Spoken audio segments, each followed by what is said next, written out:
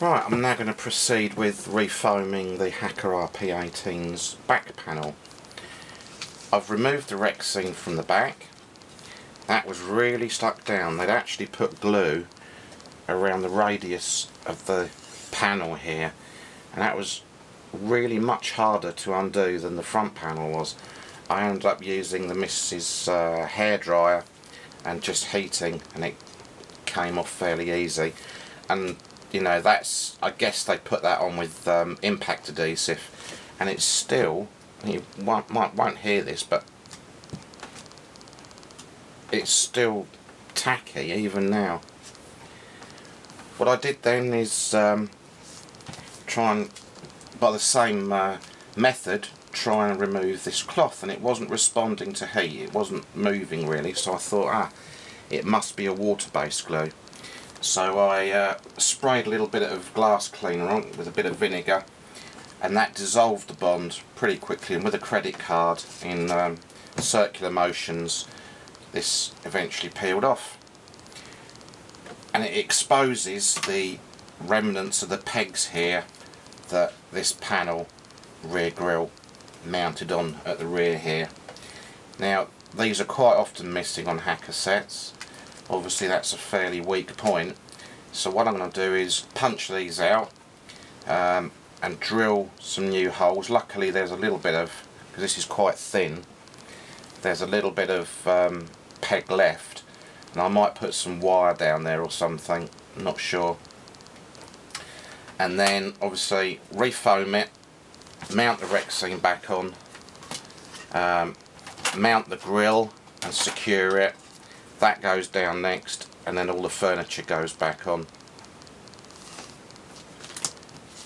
Quite interesting, and you won't see it on camera, but when I removed this I found a woman's hair, because it's about 4 or 5 inches long, brown and curly, and it was stuck to the back here.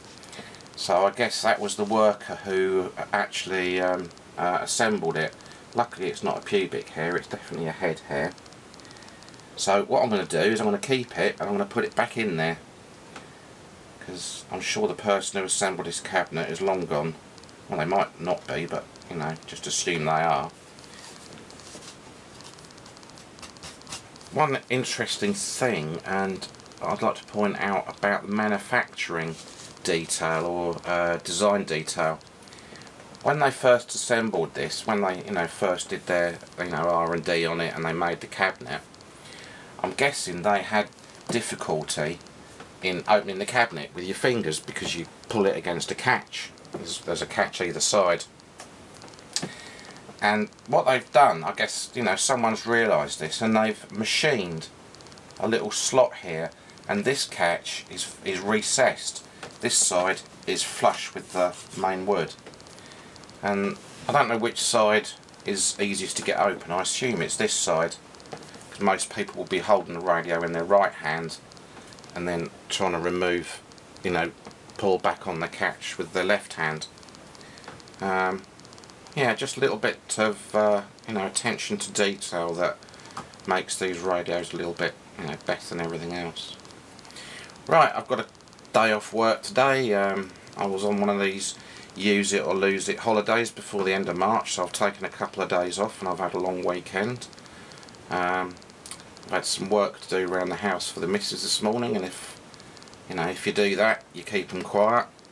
I've finished doing that, so I've now got the rest of the day to play about with radios. Glorious. Right, I'll be back when I've refoamed this, because it's going to take me a while to cut out this and get it all lined up, and I'll probably have to do like another attempt. Stupidly, what I didn't do when I did the front panel was use an old cereal box or something and actually cut a template out. So I might do that with this, and then if I keep the template, I'll know, if I do a Sovereign again, I'll know exactly the measurements to cut another bit of foam out. Don't know why I didn't think of that before. Right, I'll do that and I'll come back and I'll film another section. Right, here we are with the panel all back together. I went away for a few days over Easter.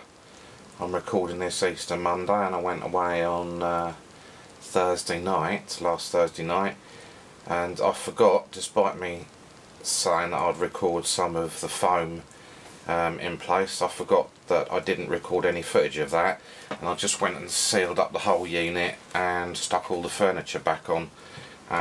So apologies for that, but it wasn't that exciting really. I've drilled and pinned the grill here. I can't show you because I've gone and sealed it all up with lengths of wire about that long, and then fold them over on the inside so you can't see them, and that's got that fairly taut now. And I've obviously cleaned these brass catches up, polished these. They're quite dented here, I guess where they've impacted the batteries or something over the years.